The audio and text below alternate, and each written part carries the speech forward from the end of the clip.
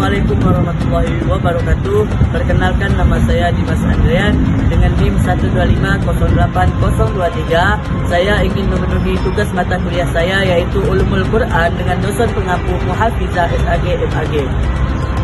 Saya dari program studi Manajemen Dakwah, Fakultas Dakwah dan Komunikasi Islam, Institut Agama Islam Negeri Pontianak.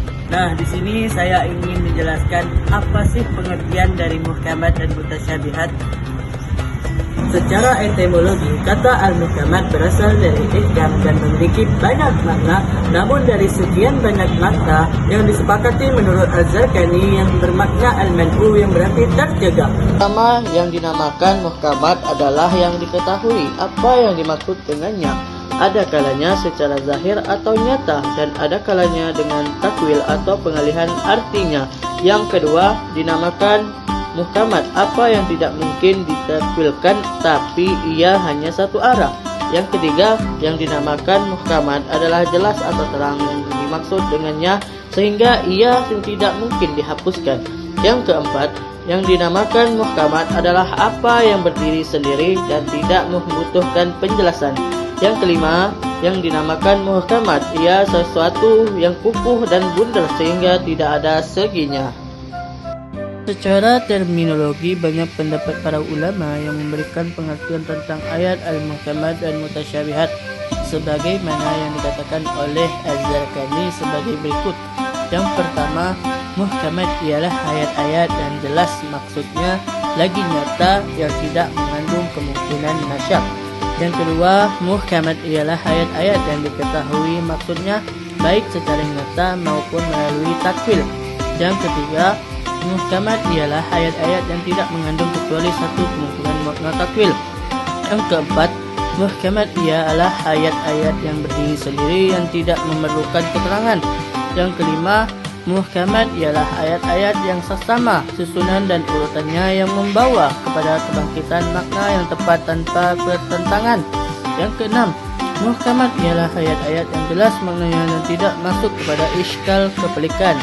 Yang ketujuh, muhkamat ialah ayat-ayat yang menunjukkan makna kuat, yaitu lafal naas dan lafal zahir. Pun menurut istilah ialah yang pertama, apa yang berkalian dengan pengaruh ilmu Allah seperti asy'ah atau kehancuran total, keluar binatang-binatang besar dan dajjal. Yang kedua, apa yang tidak dapat berdiri sendiri dan membutuhkan keterangan yang lainnya. Yang ketiga, apa yang memungkinkan pengertian tidak satu saja. Yang keempat, apa yang tidak terang, apa yang dimaksud dengan membutuhkan nasyak atau penghapusan. Dalam ayat mutasyabihat dibagi menjadi tiga. Yang pertama, ayat-ayat mutasyabihat yang tidak dapat diketahui oleh seluruh umat manusia atau kecuali Allah Subhanahu wa taala.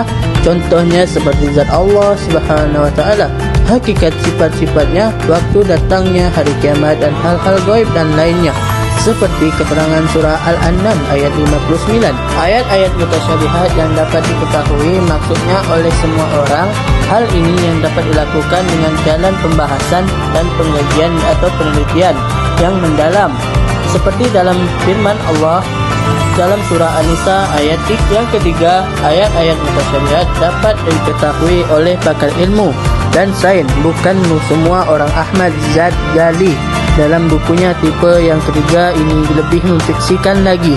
Ia menyatakan maksudnya ayat-ayat tersebut hanya dapat diketahui oleh para ulama tertentu dan bukan semua ulama.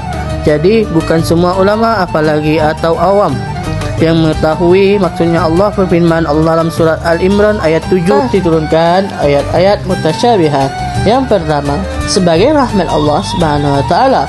Hal ini jelas sekali karena tidak disamarkan, bisa jadi merupakan siksaan bagi mereka, terutama mereka yang tidak bertahan menzahirkan. 2. Ujian dan cobaan terhadap kekuatan iman umat manusia. 3. Membuktikan kelemahan dan kebodohan manusia.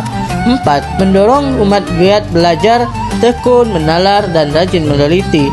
5. Memperlihatkan kemujizatan Al-Quran, ketinggian mutu sastra dan balaghahnya.